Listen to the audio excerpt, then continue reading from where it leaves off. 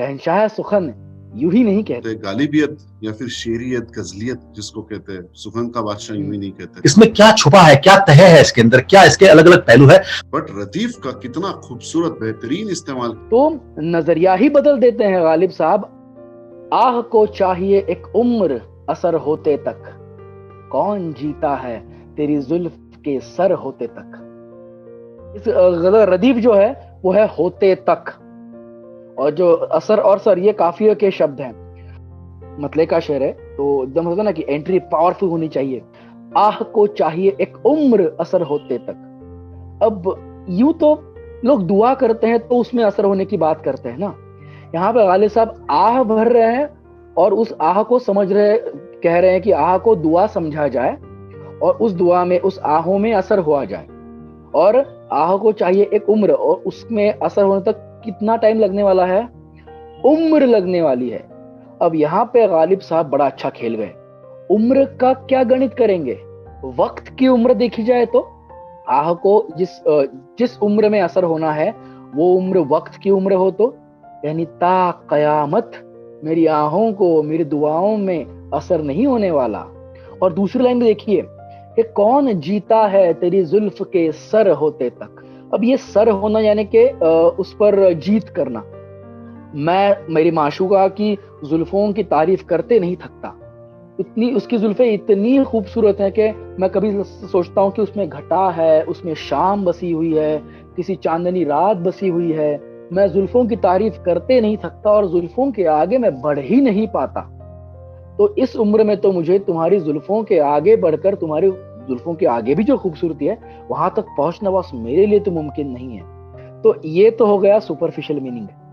अब मुझे गालिब साहब के ये गजल इसलिए भाती है, अब मान लीजिए ये जुल्फ जो है ना वो एक मेटाफर हो। मान लीजिए कि वो जो मक्का मदीना में जो काबा की बिल्डिंग है, जो काबा का जो क्यूब है जिसपे काला पर्दा ढका हुआ होता है, मान लीजिए काबे के काले पर्दों को गालिब साहब ने जुल्फों का मेटाफर कहा है, और कहा है कि उन जुल्फों को हटाकर उनके परे देखने से बात बनेगी। और ये जो काम है वो ना तो कोई इंसान इस उम्र में कर पाएगा, ना आने वाली कई नस्लें पुश्तें अपनी उम्र में कर पाएंगी। तो यूं भी उस जुल्फ को हटाकर उसके परे देखना, उस जुल्फ को सर करना, ये किसी बशर के, किसी इंसान के बस की बात नहीं है। तो ये भी इस गजल का, इस शेर का एक मीनिंग हो सकता है। मतलब तो इसके काफी सारे निकलते हैं, गालिबियत या फिर शेरियत, गजलियत जिसको कहते हैं, सुखन का बादशाह यूं ही नहीं कहते। बहुत अलग अलग इसके मायने हो सकते हैं। लेकिन मैं एक्चुअली जो बात करना चाह रहा हूँ वो है रदीफ को लेकर। इसका रदीफ है होते तक। तो होते तक से हमें ये बिल्कुल पता चल जाता है कि ये कुछ ना कुछ होने से पहले की कहानी हो सकती है। तो हर एक शेर में इस गजल के और होते तक के अलग अलग पहलू जो है ये हर एक अलग अलग शेर में दिखाई देते हैं। जैसे हेल्पलेसनेस का एक पहलू आता है इसमें एक आता है पहलू आपका कि कोई आपके पास अगर प्रोसेस है या फिर टाइम कंज्यूमिंग या टाइम लेने वाली चीज है, कभी डाउट आ जाता है, लैक ऑफ क्लैरिटी, डायलेमा जिसको बोलते हैं, वो होता है। थोड़ा बहुत आप इसमें एक आउटकम की भी बात करते हैं कि ये इस टाइप का आउटकम आने से पहले क्या होता है। इस तरीके से अलग अलग शेर। जी बहुत बहुत खूब अल्ताफ सागर साहब, जो भी कहा है आपने सुनने में बड़ा मजा आया और काफी दुरुस्त लगा मुझको ये सब। मैं एक पहलू जो जोड़ना चाहूंगा इसमें वो ये है कि एक बंदे की बंदगी या उसकी आहे जब खुदा तक दुआओं के रूप में जब पहुंचती है तो उसको वहां से उसकी गूंज आते हुए एक जमाना निकल जाता है ना। तो आह को चाहिए उम्र सर होते तक, कौन जीता है, कौन जीता है तेरी जुल्फ के सर होते तक। तो ये दूसरे मिसरे में जो गालिब साहब ने बात की है, जुल्फ के सर होते तक, सर होना माने कॉन्कर करना या जीत पाना, तो मैं उसको दो बड़ी ही अलग दुनियाओं का जोड़ देखता हूं मैं कि पहले में मेरी आह तुम तक पहुंचना और उसका असर होना तुम पे और मुझ पर तुम्हारा निगाह करम होना। दूसरा ये कि तुम्हारे जो जुल्फ की लटे है वो कब सुलझेंगी, सर करोगी तुम और वो कब सुलझेंगी और कब मैं पनाह पाऊंगा उनमें। तो ये तो पनाह मुझको शायद खुदा के ही कदमों में मिले। तो वो ये मतले में मैं इसको, इस खूबसूरती को ओढ़ता सुनता पहनता आया हूँ, और जिस तरह से इसको ढाला गया है तरन्नुम में, ये मुझको, मैं जब भी ये गजल, ये शेर सुनता हूँ तो मैं खो जाता हूँ इसमें। तो ये बड़ा ही खूबसूरत आगाज है इस गजल का। तो खैर, पेशे खिदमत है ये दूसरा शेर। नसीब है मेरा कि मैं इसको आपके सामने पढ़ रहा हूँ, गालिब शेर के। दामे हर मौज में, दामे हर मौज में हल्का है सदका में नहंगी। मैं इसको दोहराता हूँ इस मिसरे को कि दामे हर मौज में हल्का है सदका में नहंगी। देखे देखे क्या गुजरे है, क्या गुजरे है कतरे पे गुहर होते थे। क्या बात। तो ये पहले इस शेर में जो मुश्किल लफ्ज है, इसके मानी मैं आपको बता दूं कि दाम हर मौज, मौज तो हमको पता है लहर, दाम माने जाल। तो या इस मिसरे में गालिब साहब ये कहना चाह रहे हैं कि दाम हर मौज माने मौजों का जो जाल है वो जे समुद्र की, हम ये कहते हैं कि मौज है तो समंदर है, समंदर है तो वहां पर चाहे वो समुद्री शैतान हो, आप तसव्वुर करें कि हम किसी ऐसे शैतान की बात कर रहे हैं या ऐसे राक्षस की बात कर रहे हैं कि जो जंजीरों में इन मौजों को ढाल रहा है या मौजों की जंजीरें बना रहा है।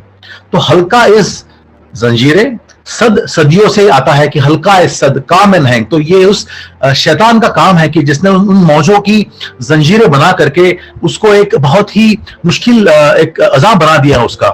तो ये तो हुआ पहला मिसरा। दूसरे मिसरे में ये है सिंपल सी बात कि देखिए क्या गुजरे है एक कतरे पे गुहर होते तक। गुहर माने मोती। तो वो जो कतरा है जो कि गुहर या उसका मोती तक का जो सफर है, उसका जो दर्द है, उसके जो एहसास है, उनसे उसका गुजरना यहाँ पर इसमें बयां किया गया है। तो ये तो उसके सीधे साधे मानी हुए, बिल्कुल सिंपल से। हालांकि शब्द जटिल है, ये आप शायद इस बात पे आप इत्तेफाक रखोगे, पर इसमें आप अगर देखो तो इसमें कई परतें हैं, इसके कई पहलू हैं। क्या गालिब साहब, जैसे कि अल्ताफ भाई ने कहा कि गालिब साहब के शेर में अंडर करंट होते हैं, जो जाहिर सी बात है वो ना होते हुए इसमें क्या छुपा है, क्या तह है इसके अंदर, क्या इसके अलग अलग पहलू है, वो आप अगर खोजे तो वो अपने आप में एक, हम कहते हैं ना, सागर मंथन हो, ये गोता लगाने वाली बात है। तो आप अगर देखें तो हो सकता है कि कतराना होते हुए तुम्हारी हमारी हस्ती है। हम जिस तरह से जीते हैं, हम जिस दर्द से, दौरे दर्द से गुजरते हैं, शायद वो है, चाहे वो जिंदगी हो, चाहे वो कायनात हो। तो हर शय को एक मुश्किलात से गुजरना है, और वो गुजरने का जो एक सफर है, जो दर्द है, जो बयां है, वो जो कयाम करते करते जब उस पर वो दर्द कायम रहता है, उसकी हस्ती खत्म होने तक या उस हस्ती से मोती बनने तक। बंजारे, तुमने एक बहुत अच्छी बात कही कि उस कतरे की जगह हम अपने आप को रखेंगे। तो ये जो तुमने किया है, गालिब साहब ने एग्जैक्टली वही सोचा होगा कि चलिए, इंसान को अपनी जिंदगी में कई सारी मुश्किलात का सामना करना पड़ता है। ये बात तो भाई हर कोई कहता रहा है, आए दिन लोग कहते रहते हैं। वैसे ही वो बात बोली जाए तो फिर क्या ही गालिब का होगा। गालिब का अंदाज़े बयां और भी तो होना चाहिए ना। इंसान के लिए मुश्किलात हैं, तो अगर कतरे की बात की जाए तो कतरे की मुश्किलात क्या हैं? लेकिन कतरे के पॉइंट ऑफ व्यू देखा जाए तो भैया वो मौज नहीं, उसके लिए संकट है, मुसीबत है। तो नजरिया ही बदल देते हैं गालिब साहब। आप अगर देखोगे तो इसमें दो बहुत इंटरेस्टिंग बातें हैं। एक तो लफ्ज जो है कतरा, कतरा अनगिनत कतरे होते हैं यार दरिया में, समंदर में। एक एवरेज बात है कतरा होना। और गुहर यानी कि मोती, ये बहुत मुश्किल से जाके बनता है, बहुत रेयर मिलता है। तो एक एवरेज और वहां से लेके एक कंप्लीटली एक्स्ट्राऑर्डिनरी, ऑर्डिनरी से एक्स्ट्राऑर्डिनरी तक का सफर। और ये सफर प्लीजेंट नहीं है, ये सफर बढ़िया नहीं। ये सफर दो लफ्ज जो बयां किया है, वो जो है अंदाज़े बयां जिसको हम कह रहे हैं कि गुजरना। तो मुश्किलातों से गुजरते हुए फिर जाके आप जो है कतरा जो है वो बनता है आपका एक गुहर। अगर आप बहुत प्रेशर होगा किसी चीज पे तो डायमंड बनता है, उस टाइप का बेसिकली ये एक मीनिंग है। और इसमें इमेजरी देखिए आप पहले मिसरे की, वो मुश्किल है इसलिए लोग इसके ऊपर ध्यान नहीं देते हैं। बट समंदर को सुनामी की तरह, एक मुश्किलात, एक चुनौती की तरह, जो अपनी जिंदगियों में जो चुनौतियां आती है, जो भी मुश्किलातों का सामना करना पड़ता है, उस सबको उन्होंने एक इमेजरी, जो क्योंकि हम सब लोग देखते हैं समंदर की बस मौज आती रहती है, लहरें आती रहती है, हम बस वो एक नेचुरल चीज है, हाँ उसमें क्या है वो तो होता है, इस तरीके को देखते हैं। इन्होंने इसको एक अलग से मेटाफर दिया है, अलग से उस तरीके को देखा है, और सिर्फ वो मिसरा, और फिर जो एक आम बात है कि गुहर होना, ये एक नेचुरल प्रोसेस है, उसको उन्होंने जिस तरीके से जोड़ा है, तो ये एक बहुत ही अलग ऑब्जर्वेशन, और जो मैं कह रहा था होते तक की एक ट्रांसफॉर्मेशन की प्रोसेस है, एक जर्नी है इसमें एक टाइम लगता है, ये सारी बातें आ गई। और ये कोई भी 2 लाइन अगर सिर्फ इसकी आप बोले तो ये अपने आप में एक मुकम्मल कविता जैसा है। और शेर, असली शेर वही होता है जो 2 लाइन में पूरी बात कह दे। अगला शेर सुनने में, पढ़ने में और समझने में भी कई हद तक आसान है। आशिकी सब्र तलब, आशिकी सब्र तलब और तमन्ना बेताब, आशिकी सब्र तलब और तमन्ना बेताब, दिल का क्या रंग करूं, दिल का क्या रंग करूं, खूने जिगर होते तक। तो ये इसमें जो पहला मिसरा है, इसके कोई ऐसा हर्फ या इसमें कोई ऐसा लफ्ज नहीं है कि जो मानी इसके समझ में ना आए हमको। तो आशिकी सब्र तलब, माना आशिकी को सब्र चाहिए, पेशेंस चाहिए, है ना। आशिकी सब्र तलब, और दूसरे सिरे जो कि एक्सट्रीम है, हमारी तमन्नाएं, आशिकी सब्र तलब और तमन्ना बेताब, तमन्नाओं पे काबू नहीं होता है मेरा तुम्हारा किसी का, है ना।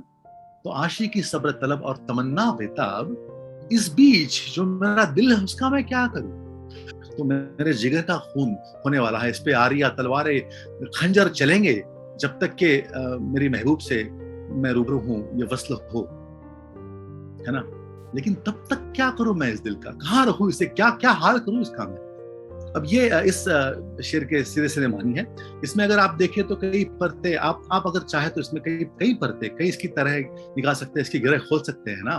तो ये आशिकी बात एक माशूक और आशिकी हो रही है, या के बंदे और खुदा की हो रही है, या के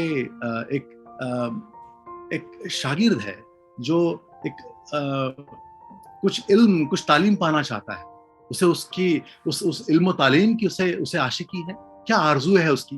तो ये तो हम सब पे डिपेंड करता है कि हम उसमें कौन सी परतें देखें, है ना। मैं एक बात कहना चाहूंगा कि ये जो खून जिगर होते तक है, तो उसका मैं जैसे आपने कहा कि मेरे दिल पे खंजर चलने तक, मेरे दिल पे छुरियां चलने तक, वो वैसा मैंने मतलब नहीं लिया था। मैं जो देखता हूँ कि दिल का क्या रंग करूं खून जिगर होते तक, इसका मतलब देखता हूं मैं कि दिल की तमन्ना पूरी होते तक, दिल की तमन्ना मेरी पूरी होते होते इस दिल पर क्या क्या बीतनी है, ये मैंने मानी लिया था। बहरहाल फर्स्ट मिसरा जो है उसका मानी मैंने बिल्कुल जैसा आपने लिया था वैसा ही लिया था। 2 चीजें हैं, एक तो होते तक में यहाँ पे क्या रंग करूं, ये वाली जो बात है, इसमें एक डायलेमा है, एक क्लैरिटी नहीं है इनको कि क्या करूं। लेकिन इसमें एक और दूसरी बात जो मैं कहना चाह रहा था कि पहले मिसरे में आशिकी सब्र तलब और तमन्ना बेताब, तो ये 2 जो लफ्ज इन्होंने यूज किए, ये दोनों बसते कहाँ पे, ये बसते तो इंसान के अंदर ही है। लेकिन आशिकी है सब्र तलब, वो इंतजार कर सकती है, लंबी इनिंग खेलनी है। तमन्ना जो है बेताब है, वो बिल्कुल ही उतावली है। अब ये 2 एग्जैक्ट कॉन्ट्रास्टिंग चीजें एक ही इसमें है। तो दिल के साथ जो है और जिगर के साथ, एक में आपकी आशिकी है, एक में आपकी तमन्ना है। तो ये एक देखा जाए तो काफी फैक्चुअल सा और खुद का निजी टाइप का स्टेटमेंट है। मोहब्बत, इश्क, ये दोनों जो है ऐसे जज्बे हैं जो हर एक के साथ कॉमन होते हैं। तो हर एक को ये लग सकता है कि यार आशिकी सब्र तलब है और तमन्ना बेताब है। तो इसमें शायद जानबूझकर एक लोकल टू यूनिवर्सल वाला एक फील जो है वो भी आ गया है कि हर एक को ये अपनी बात लगती है, हर एक को लगता है कि ये मेरे लिए कहा गया। और फिर दिल का क्या रंग करूं खूने जिगर होते थे, इसमें भी वो जो की क्लैरिटी नहीं है क्या करूं। इसका मतलब है कि कई सारे आपके पास ऑप्शंस भी है, आप काफी कुछ कर सकते हो। आप तमन्ना की ओर जा सकते हो, काफी उतावले होकर आप इजहार शायद कर दो, या आप सब्र ही करते रहो, और सब्र करते में वो पहला वाला आह को चाहिए कि एक उम्र असर होते तक, तो वो सब्र के साथ जोड़ा जाए तो है ही, फिर तो एक उम्र लगेगी, क्या उतना आपको रुकना है। ये कई सारे डायलेमा वाले और इस वजह से ये शेर बहुत ज्यादा बड़ा शेर है, काफी पॉपुलर शेर है। उसका रीजन ये है कि इसमें परतें बहुत है। आप जैसा चाहे आप देख सकते हो, आप जिस सिचुएशन में आपको लगता है आप उसको देख सकते हो, अपने खुद के जज्बात डालोगे तो ऐसा लगेगा कि अपने लिए लिखा है, खास मेरी जुबान है। और गालिब इतने पॉपुलर होने की आज भी 200 साल के बाद इसकी वजह ही बिल्कुल ये है कि वो जो लिखते हैं सबको ऐसा लगता है कि मेरे लिए लिखा है, ये मेरे जज्बात है, ये मैं एक्चुअली कहना चाह रहा था, बस इसको जो है अल्फाज गालिब ने दिए। बहुत बहुत खूब और दुरुस्त बातें कही है सागर साहब और अल्ताफ आपने। तो खैर इससे चलो हम आगे अगले शेर पे बढ़ते हैं कि ता कयामत शब फुरकत में गुजर जाएगी उम्र, ता कयामत शब फुरकत में गुजर जाएगी उम्र, 7 दिन हम पे भी भारी है, 7 दिन हम पे भी भारी है सहर होते तक। अब ये जो शेर है सुनने में थोड़ा मुश्किल लगता है और इसमें आप देखेंगे कि कई परतें हैं इसमें कि ता कयामत, कयामत का तो वो जो एक आखिरी दिन आता है, डूम्सडे जिसको हम लोग कहते हैं कि वो आखिरी दिन आएगा कि जब हम सबको खुदा के सामने जवाब देना पड़ता है। तो ता कयामत शबे फुरकत, फुरकत माने जुदाई। तो यहाँ ये कहा जा रहा है कि पहले मिसरे में कि कयामत तक चलती रहेगी ये जो रात है जुदाई वाली, जब तक कि मेरी उम्र गुजरेगी, जब तक कि उम्र रहेगी तब तक ये जुदाई की रात बनी रहेगी। और ये कयामत का होना, मेरी उम्र का खत्म होना और ये जुदाई की रात का चलते रहना, ये सिलसिला ये जारी रहेगा। तो दूसरे मिसरे में ये कहा है कि 7 दिन हम पे भी भारी है सहर होते तक। तो इस सहर माने की जो सुबह है उसका तो इस रात से, शब फुरकत से कनेक्शन जुड़ता है सीधा सीधा। लेकिन ये 7 दिन क्या है? ये 7 दिन माने आप अपनी जिंदगी के लैंडस्केप को या अपनी पूरी जिंदगी को, तमाम उम्र को आप 7 दिन में एक हफ्ते में जोड़ दें। माने इतवार से लेकर के तो शनिचर का जो सफर है, ये हर एक 7 दिन में अगर आपकी जिंदगी से मिल जाए तो 7 दिन माने ये जो एक हफ्ता है ये जब बीतेगा, माने मेरी जिंदगी जब खत्म होगी, ये दर्द ये समाज चलता रहेगा। और इसमें भी आप देखिए एक बड़ी नजाकत है कि 7 दिन खत्म होने पे हम शहर की बात कर रहे हैं। माने शहर क्या है ये? तो ये शहर का जो मानी है, ये जो परत है, वो बड़ी सीधी सादी शहर की बात नहीं करेगा गालिब साहब। हम उस बात की बात कर रहे हैं कि जहां पर मेरी जिंदगी कयामत तक अगर चलेगी और खत्म होगी तो ता कयामत शब फुरकत, उम्र के बाद क्या तो मौत।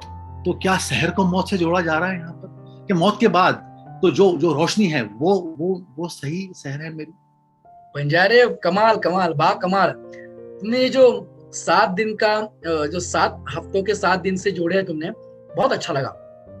हफ्ते के 7 ही दिन रहेंगे, हफ्ते के दिन 6 या 8 नहीं हो सकते। लेकिन मैं एक और छोटी सी बात ऐड करना चाहूंगा। छोटी सी नहीं, बड़ी बात है ये एक्चुअली, कि अब्राहमिक रिलीजन्स की बात करेंगे।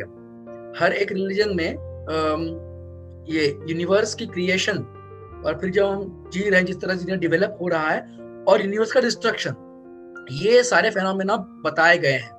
तो अब्राहमिक रिलीजन्स में ये कहा गया है कि खुदा ने ये पूरी कायनात जब बनाई वो उसका पहला दिन था, और फिर उसने स्टेप बाय स्टेप जाके ये कायनात को डेवलप करते गए, और छठे दिन उसने आदमी बनाया, इंसान बनाया। ओके, तो we are living the 6th day of खुदाज लाइफ। ओके, फिर खुदा के हफ्ते के, और फिर खुदा पूरी कायनात का जो चक्कर है, इंसानों वाला कायनात, जो जिंदगी वाला दिन, वो एक दिन में जी के 7वें दिन पूरी कायनात डिस्ट्रॉय करेंगे। तो गालिब साहब ये कहते हैं कि जब खुदा पूरी कायनात को डिस्ट्रॉय करता है, वो होता है कयामत का दिन। तो लगता है मेरे को, अगर प्यार पाना है, मेरे नसीब में प्यार होना है अगर, तो खुदा को ये जो दुनिया बनाई है उन्होंने, ये खत्म करके जब अगली दुनिया बनाएंगे, जब अगली कायनात की जो शहर होगी, तब जाके शायद मेरी किस्मत चमकेगी और मेरे नसीब में प्यार वो लिखेंगे। बेशक, वाह वाह वाह, ये तो बड़ा ही जबरदस्त आयाम जोड़ा है आपने। मेरे लिए तो ये है एक प्रेडिक्शन टाइप, आउटकम टाइप बात आती है कि ता कयामत जब आप बोलते हो कि गुजर जाएगी उम्र, ये एक प्रेडिक्शन है, आउटकम है। और फिर 7 दिन हम पे भी भारी है, ये भी एक प्रेडिक्शन आउटकम है कि यकीनन ऐसा होगा। इसमें बहुत ज्यादा जो है फेथ है, यकीन बहुत ज्यादा है इस पर्टिकुलर लाइंस में, दोनों शेर में। तो ये जानते हैं वो कि ऐसा ही होगा। अगर आप इसमें से शबे फुरकत, ये बस 2 लफ्ज हटा लो, ये अल्फाज हटा लो कि ता कयामत गुजर जाएगी ये उम्र 7 दिन हम पे भारी है, तो फिर वो ये शबे फुरकत से ऐसा क्या पैदा होता है जो क्या बात है। इस शेर को कहां से कहां ले गया। तो ये शबे फुरकत किस चीज को कह रहे हैं, यहां से इस शेर के मानी और सबके लिए अलग अलग हो सकते हैं। तो हर चीज जो है आप कैसे उसको देखते हो, इसलिए ये फिर सबका शेर हो जाता है वापस, ये किसी एक का नहीं होता। और ये मुझे बड़ी खास बात लगती है कि आप हमेशा जब कोई चीज पढ़ते हो तो हमें कोई शेर पसंद क्यों आता है, कोई लाइंस पसंद क्यों आती है, क्योंकि हम रिलेट कर पाते हैं। और क्यों रिलेट कर पाते हैं, क्योंकि हमारे जिंदगी से जुड़ा हुआ कोई वाकया, कोई जज्बा उसके साथ जुड़ा होता है। तो वो यहाँ पे वो एक शबे फुरकत इस पर्टिकुलर फ्रेज की वजह से आया। कि गालिब साहब जब लिखते थे और उन्होंने सिर्फ अवाम को सामने रख करके नहीं लिखते रहे वो, ये शेर उसका एक बहुत बड़ी मिसाल है। क्योंकि 7 दिन हम पे भी भारी है। तो जैसे कि अल्ताफ ने इब्राहिमिक रिलीजन की बात की, वो जो एक उन्होंने पहलू या पर्सपेक्टिव जोड़ा, या जो मैं हफ्ते की बात कह रहा हूँ, तो ये जब तक के कोई और एक मास माने जो जनरली सुनने वाले जो आमतौर पे सिर्फ शौकिया तौर पे गजल सुनते हैं, जो कि डीप जाकर के उसको मनन चिंतन ना करे, उस पर या गौर ना फरमाए, तवज्जो ना दे, जो यूं ही सुन लेते हैं, वो इस 7 दिनों के रेफरेंस को उठा लेने में उनको आसानी नहीं होगी है। और गालिब साहब अगर इतना सोचते कि नहीं यार ये पब्लिक तक जाएगी, बात नहीं जाएगी, मैं लिखूं नहीं लिखूं, तो ये उनकी सच्चाई है, उनकी अपने आप जो शायर एक होने की सच्चाई होती है कि मैं वो लिखूं कि जो है, जो मेरा दिल कहता है कि जो आएगी, सदी आएगी, पीढ़ियां आएगी, तो ये जो बंजारा है, ये जो अल्ताफ है, जो सागर है, ऐसे भी कई नमूने होंगे कि जो कोशिश करेंगे लोगों तक ले जाने की और समझेंगे मुझको। और ये बड़ी बात मुझको जस्ती इस जज्बे की, बेसिकली गालिब साहब की, कि हमने माना कि तगाफुल ना करोगे, लेकिन हमने माना कि तगाफुल ना करोगे, लेकिन खाक हो जाएंगे हम तुमको खबर होते तक। तो तगाफुल के माने तो शायद हम जानते हैं, और अगर नहीं जानते तो तगाफुल माने नजरअंदाज, ये कि आप हमें नजरअंदाज नहीं करोगे। हमको पता है कि आप हमको नजरअंदाज या इग्नोर करना जिसको कहते हैं, आप नहीं करोगे, लेकिन हमको तुम्हारी आरजू है, तुम्हारा अरमा है, ये जब तक कि आप जानोगे, तुमको खबर जब तक की होगी, तब तक हम कहाँ रहने वाले, हम खाक हो जाएंगे। तो जो सिलसिला है कि आह को चाहिए उम्र असर होते तक, कौन जीता है तेरे जुल्फ के सर होते तक, तो ये जो सदी है, ये तब तक कि मैं खाक हो जाऊंगा और तुमको खबर होते तक सदियां बीत जाएंगी। अभी हम कौन, तुम कौन, राइट। तो यहाँ पर परते अगर आप देखें तो माने शेर है, गजल है, तो माने आशिक और माशूक ही नहीं ना, इस तो हमने पिछले शुरू में भी देखा है। ये आप देखिए कि मैं शागिर्द हूं, तो मैं मेरे उस्ताद की आरजू करूंगा। आपने अगर महाभारत का सुना होगा, तो आप देखें, आपने सुना होगा एकलव्य और द्रोण की कहानी। कभी भी उनको उनकी तवज्जो नहीं मिली, और मिली तब तक के देर हो चुकी थी, और मिली तो भी कैसे मिली, है ना। जो पहले शेर में जब ने तमाम बातें की कि तुम अगर हम डिफाइन नहीं करते तो तुम के मानी कुछ भी हो सकते हैं। गजल हो सकती है, खुद तन्हाई हो सकती है, अपनी जिंदगी हो सकती है, या खुदा हो सकता है कि भाई मैं दुआ करते करते थक जाऊंगा। मैं ऐसा नहीं कह रहा कि तेरे बुक में मेरा नाम नहीं आएगा, मेरा नंबर नहीं आएगा, तो तेरे बुक में हमारा नाम आते आते हम कहीं है ना, हमारी विकेट ना गिर जाए, बस ये खुदा से बात कर रहे हैं। लेकिन ये मुझे ये बड़ा अच्छा लगा कि गालिब साहब अगर चाहते ना तो ये बात एकदम से तैश से कह सकते हैं ना। तो उन्होंने अपने कई गजलों में ना ये गुरूर दिखाया भी है। यहाँ पर वो गुरूर की बात नहीं करते, यहाँ पर वो बात एकदम से ना मतलब पोलाइटली कह रहे हैं। मतलब गालिब साहब खुदा पे तंज कसेंगे लेकिन पोलाइटली कसेंगे। ये मामला जरा अलग है ना, क्यों सागर साहब, आपको क्या लगता है? हाँ, बिल्कुल सही। ये शेर पॉपुलर क्यों है, ये सब लोग क्यों जानते हैं? सेकंड मिसरा जो कि खाक हो जाएंगे हम तुमको खबर होते, लोगों को ये लाइन बहुत पसंद आती है। मुझे खुद ऐसा लगता है कि ये लाइन अपने आप में एक मुकम्मल लाइन है। आप इसको जहां चाहे इस्तेमाल कर सकते, क्योंकि खाक हो जाएंगे हम तुमको खबर होते तक से। कई लोग तो इसी में होता है कि आप आना तगाफुल ना करोगे, लेकिन इसका मतलब कुछ तो जबरदस्त क्या है, लेकिन नीचे वाली लाइन से जज्बात आते हैं। लेकिन वो जो ऊपर वाली लाइन जो है, ये जैसे अल्ताफ आपने भी कहा अभी के शायद खुदा को तंज कसा है या किसी और को तंज कसने वाली बात है, ये तो है ही। लेकिन एक और बहुत इंपॉर्टेंट बात इसमें है, यकीन है कि तुम तगाफुल नहीं करो, और ये भी यकीन है कि मैं सरवाइव नहीं करूंगा। तो अब ये दोनों बातें जो है ये यकीन के साथ कह रहे हैं। ये शेर इतना बढ़िया है कि पहली लाइन में भी यकीन है, दूसरी लाइन में भी यकीन है, लेकिन दोनों चीजें मेल नहीं खाती। और आप पूरा अगर पढ़ोगे तो ऐसे लगता है कि हाँ यार खाक हो जाएंगे तुमको खबर होते तक, जो आपने कही वो बात है। लेकिन इसका जो असली मानी निकलता है, जो लोग समझते हैं, वो है कि आप तगाफुल करोगे ही करोगे, हम तो मरने वाले हैं और आप आओगे नहीं। वो मतलब लोगों ने निकाल लिया। तो आप तंज इसीलिए कहते हो, और ये कहने की एक अलग सी जो सुखन गालिब का जो है या अंदाज़े बयां जिसको हम कहते हैं, वो इस तरीके से कि बात तो ये कह दी कि भाई तुम तो नहीं आओगे, लेकिन ताना जो है इस तरीके से मारा है कि लगे नहीं कि भाई ये ताना है। अगला शेर कुछ यूं है कि परतवे खुर से है शबनम को फना की तालीम, परतवे खुर से है शबनम को फना की तालीम, मैं भी हूं, मैं भी हूं, मैं भी हूं एक इनायत की नजर होते तक। क्या तो बात ये है? सुनने में थोड़ा अटपटा लगता है, और तब तक लगता है जब तक कि हम ये ना समझ लें कि परतवे खुर क्या है, और उसको हम, ये जो इमेजरी है यहाँ पर ये बड़ी कमाल की खूबसूरत है। तो परतवे खुर माने सूरज की रोशनी या किरणें, तो उससे जो तपिश होगी और शबनम पे जब पड़ेगी वो शबनम, उसकी बूंद, ड्यू, राइट। तो परतवे खुर से है शबनम को फना की तालीम। तो ये इमेजरी के साथ में जो तालीम या तालीम आना, जो इसको एक झालर जोड़ी है पहले मिसरे में गालिब साहब ने, उसके तो क्या ही कहने, कि जब उस ओस की बूंद पर, जब शबनम पर परतवे खुर माने जब किरणें सूरज की पड़ेगी, उसकी तपिश से उस बूंद का फना होना, ये सिलसिला चलता रहता है निरंतर, है ना, मुसलसल है ये, और ये सच है, ये फैक्ट है।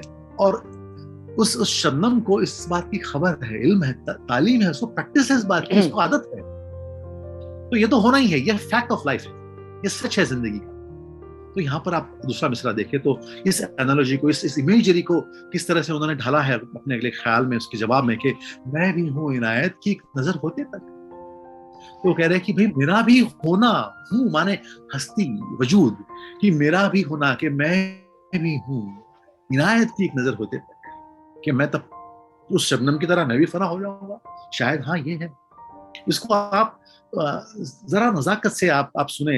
हम कई बार जुमला सुनते हैं ना कि यार उन्होंने निगाह हम पे की और हम मरी गए, कि एक निगाह हम पे डालो हम मरी जाए, है ना। तो है खुदा, ए माशूक, ए यार, कि जब तक कि तेरी एक निगाह मुझ पे होगी, या तेरी एक निगाह होने को है, और मैं तो तैयार ही हूँ, बैठा ही हूँ फना होने को तुझ पे। है ये कमाल की बात कही तुमने कि शबनम जो है वो सूरज की पहली किरणों से ही फना हो जाती है। लेकिन अभी इसमें एक चीज है कि गालिब साहब ने जैसे दूसरा जो शेर था ना, जहाँ पे कतरा और गुहर की बात की थी, उससे थोड़ा मिलता जुलता एक है कि जो शबनम की बूंदें हैं वो अपने आप को पत्तों में बिछाती हैं ठंडे सरफेस पे, और वो इंतजार करती है कि I want to see the first rays of sun. तो दे मस्ट बी थिंकिंग कि भाई जब हम सूरज की किरणें हम पर पड़ेंगी तो हम तो चमक उठेंगे हीरे जैसे, है ना। तो और होता उल्टा ही है। दूसरी तरह अगर देखी जाए इसकी, तो माना कि ये हम शबनम की बूंद है, हमारी रूह है, ओके। और वो कह रही है कि भाई खुदा की इनायत मुझ पर बरसे, जब वो खुदा मेरे सामने आएंगे, मेरी दुआ कबूल करेंगे, या फिर मुझ पे अपनी इनायत बरसाएंगे, तो मैं तो हूं जैसे हीरे की तरह चमक उठूंगा।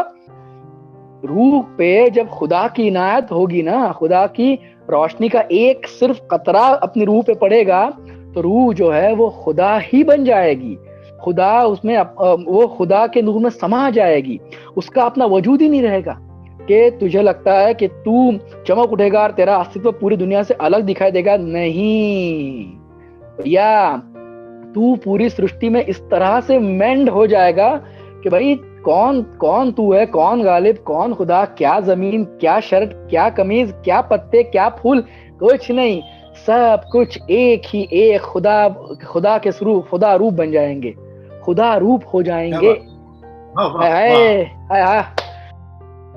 शेरियत या गजलियत ऐसी आती है, आपको कहना क्या है वो तो पहुंचना चाहिए, उसके आगे भी और क्या क्या सामने वाला समझ लेता है उस पर बहुत ज्यादा निर्भर करता है, बहुत ज्यादा डिपेंड करता है। तो इसमें तो कई ऐसी बढ़िया बढ़िया बातें हैं। मेरे ख्याल से पहले ही वही आया होगा कि आप नजर होते तक से कुछ जमाया जाए।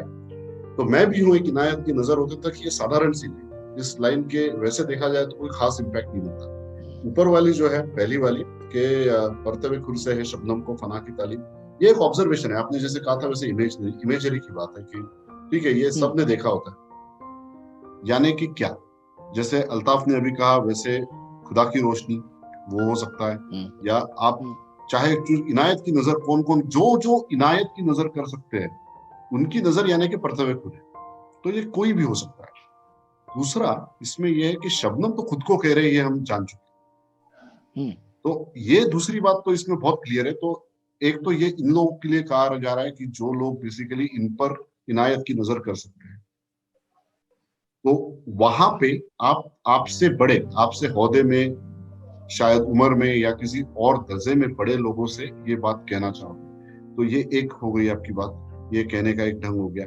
लेकिन इसमें एक और काफी बेहतरीन किस्म का पहलू जो मुझे लगता है वो ये है कि शबनम को फना की तालीम है, फना होना कह रहे हैं, जो रूह वाला मामला ये खुशी वाला होना चाहिए, फना होना कोई खुशी वाला कनोटेशन नहीं आता है। मैं ये कहाँ पे जोड़ता हूँ पता है, ये आह को चाहिए वाला शेर हो गया। आप हम थोड़ी देर पहले जिसकी बात कर रहे थे वो आपका ता कयामत शबे फुरकत की बात हो रही है, तो मैं ये भी सोच, ये शबनम यानी कि अपनी जिंदगी ये बिल्कुल वो शबे फुरकत वाली है। हम बैठे कब परते हुए खुर आए, कब मैं ये हो जाऊं, क्योंकि तालीम जो है, तालीम ये पॉजिटिव वर्ड है, फना जो है ये नेगेटिव वर्ड है, मतलब इस मामले में नेगेटिव वर्ड। तो यार फना की तालीम कौन देता है? ये मतलब वो सुसाइड बॉम्बर वाली बात होगी ना, तो वैसे तो नहीं होता। लेकिन आप ये चॉइसेस बड़े ही पिक्यूलियर चॉइसेस है कि ऐसा होने से ऐसी तालीम होती है। तो मैं ये देखता हूँ कि मुसलसल, शैलेश भी थोड़ी देर पहले कह रहे थे कि मुसलसल वाली बात हो सकती है। तो आह को चाहिए एक उम्र असर होते तक, कि वो जो तब जो दुआ मांगी थी या जो आह मांगी थी वो ये हो सकती है। शबे फुरकत जो है वो शबनम में आप बैठे हो और आप वेट कर रहे हो, अब जाके वो इनायत होगी। तो मुझे ये इस बात पे काफी मुसलसल टाइप की गजल लगती है गालिब की, वैसे है नहीं, और बट इसमें काफी ऐसे पहलू है जो आप अगर जोड़ पाओ तो आपको लगता है कि उन्होंने शायद बहुत फिलोसॉफिकल सोचा होगा उस मामले में। ये काफी फलसफा जो है इसमें छुपा हुआ है इस गजल में, पूरे गजल में, इस शेर में तो है ही, बट अदरवाइज भी है कि अपनी जिंदगी इतनी छोटी होती है, लेकिन उतने में भी शबनम को जो है जो खुशी मिलती है, या फिर शबनम से हमें जो खुशी मिलती है, वैसे मैं खुशी देना चाहूंगा, मैं शबनम हूँ और कोई मुझ पे इनायत की नजर करे, और सबसे मैं भी हूँ इनायत की नजर करे होते तक, इसमें भी आप एक सजेस्ट कर रहे हो ना कि मैं भी हूँ, जरा देखिए मेरी तरफ भी। तो ये वो आह है, वो एक इल्तिजा है, वो एक हसरत है, वो ख्वाहिश है, वो सब बात बिल्कुल आसानी से कही है इसमें। तो मुझे ये भी बड़ा प्यारा सा शेर है जो आसान नहीं है लिखना, इसमें काफी मतलब सोचा गया है और कई बार इसके ड्राफ्ट लिखे गए होंगे तब जाके बना है, ऐसा मुझे लगता है।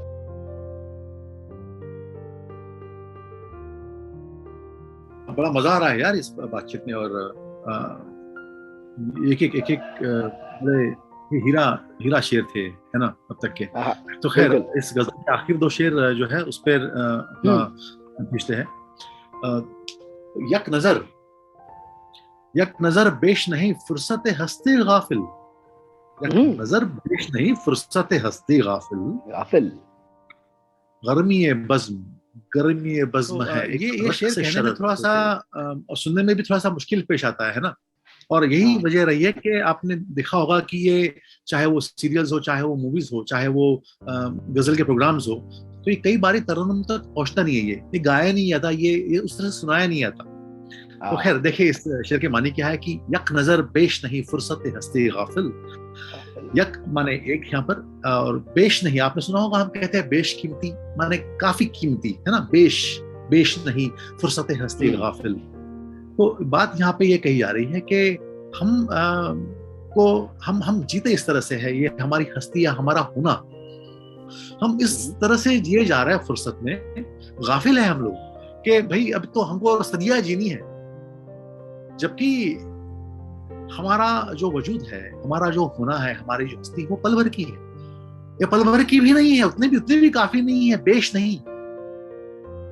तो एक नजर बेश नहीं, फुर्सत हस्ती गाफिल।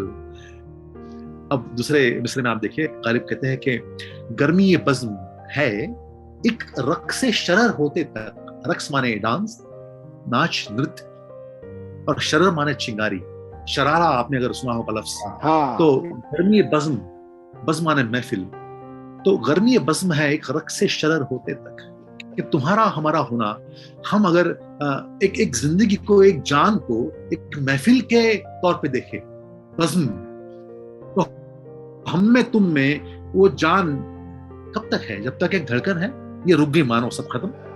उसी तरह से आप जब देखते हो एक महफिल है, जब शम्मा या जब लौ, वहां पे जब अंधेरा हो जाता है तो महफिल खत्म हो जाती है, या उस रोशनी होने तक के महफिल का होना ठीक लगता है, सुहाता है, फपता है, जचता है। तो आप उस तरह से इस एनालॉजी को आप देखें, इस पर्टिकुलर सूरत को देखें आप, और हमारे जिंदगी से जोड़े आप, तो ये साफ हो जाती है बात कि धड़कन है तब तक कि मेरी जान है, और धड़कन को रोकने को हो सकता है कि एक पल का कतरा भी ना लगे, तो यक नजर बेश नहीं, फुर्सत हस्ती गाफिल। गर्मी बज़्म है, गर्मी बज़्म है एक रक्स शरर होते तक।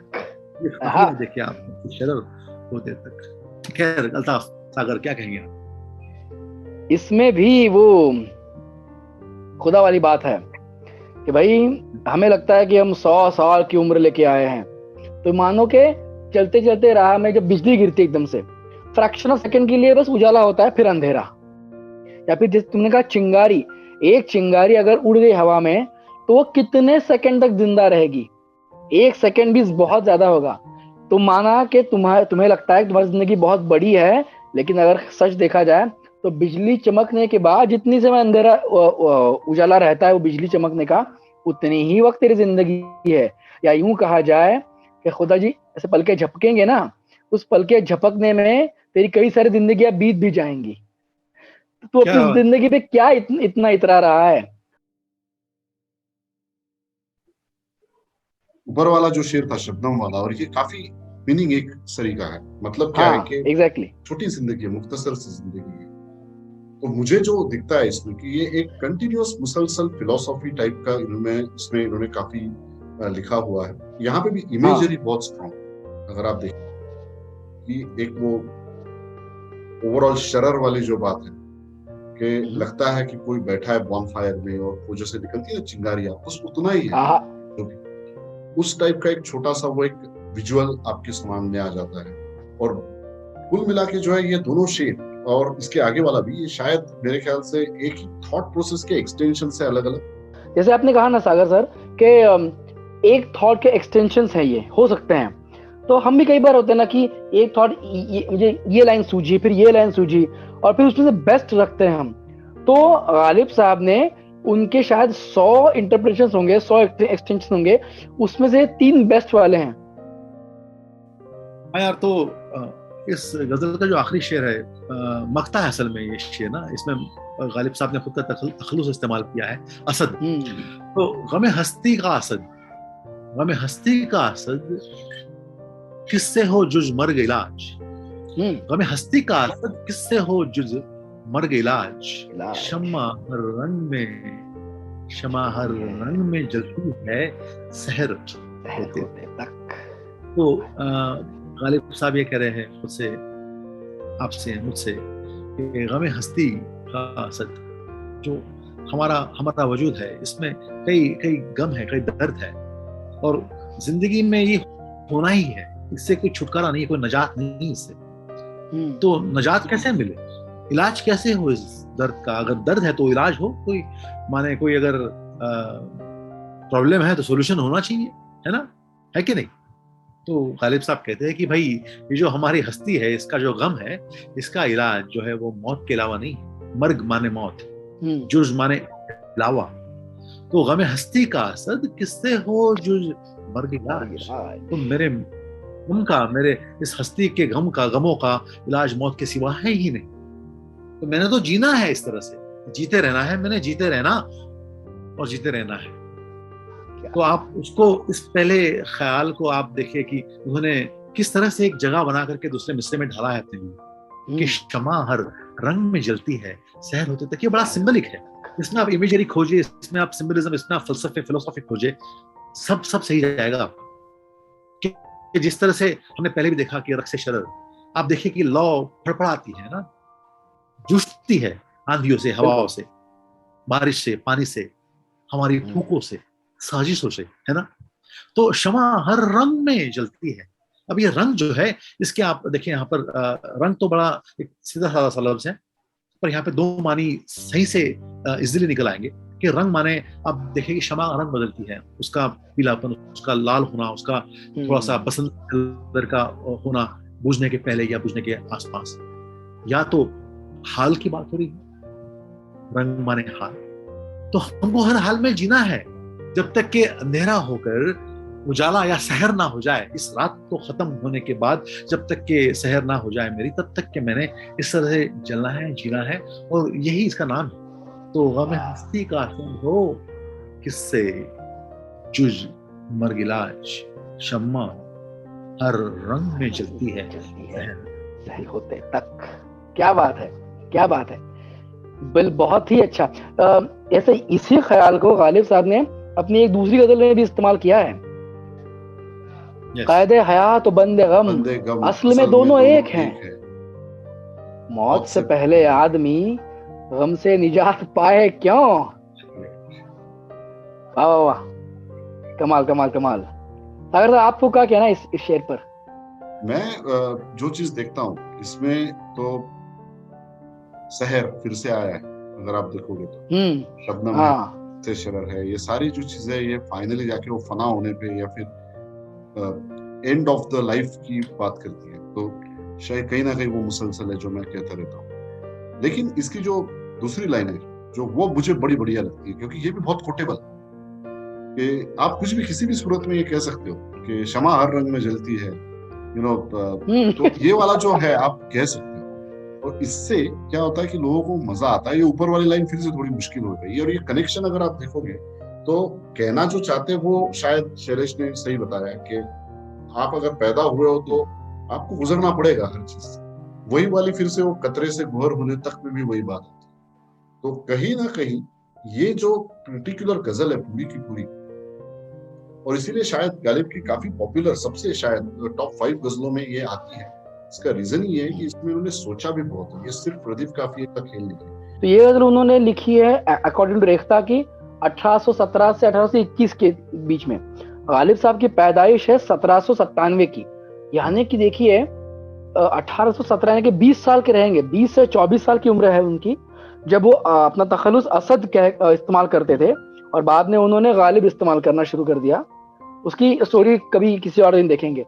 लेकिन भाई उम्र के 20 से 24 साल के इस मतलब इतनी कम सीनी में और उस उम्र में उन्होंने इतनी बढ़िया गजल लिख डाली थी।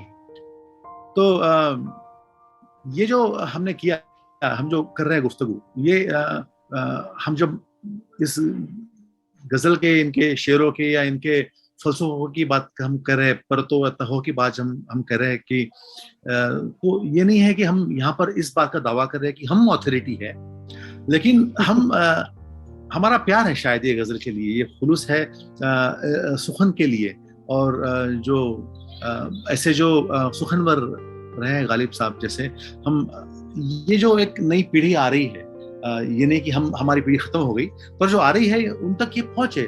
और ये एक बड़ा ही एक कैंडिड अफेयर लगे कि बड़ा एक कहते ना कि इस तरह से कोई अफेयर हो कि जो शायरी से अफेयर करे हम लोग, तो हमारी बातचीत उसके तह तक जाने की है। हम कोशिश करते रहेंगे डुबकियां लगाने की। जब हम डुबकियां लगा रहे होंगे एक दूसरे से बात कर रहे होंगे, और हम चाहेंगे कि आप भी इन डुबकियों में शामिल हो, हमारे साथ उतरे, जरा से पानी में आए और अपना प्यार दे, अपना खुलूस दे, और सुने हमको और गालिब साहब को, और ऐसे कई जो शायर हम आप तक ले आएंगे, ऐसी कई गजलें जो आप तक ले आएंगे।